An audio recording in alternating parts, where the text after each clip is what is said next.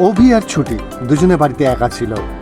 এই কিভাবে রয়েছে তারা সেটা দেখার জন্য ওর মা আস্তে আস্তে ঢুকে দেখে দুজনে মিলে জোরদার মারপিট চলছে।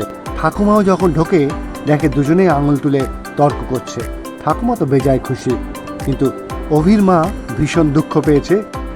ঠাকুমা বলছে, এটাই ঠিক দাদু, এইভাবেই থাকবে, তুমি ছুটির থেকে একটু সরে থাকো, দেখবে ভালো থাকবে। এদিকে একটি কেসের জন্য যেতে হবে অভিকে বাইরে, যেখানে সে বলে দিয়েছে ঠাম্মি বলেছে যে ছুটিকে ছাড়াই যাওয়ার জন্য, এবং সে তাতে রাজি।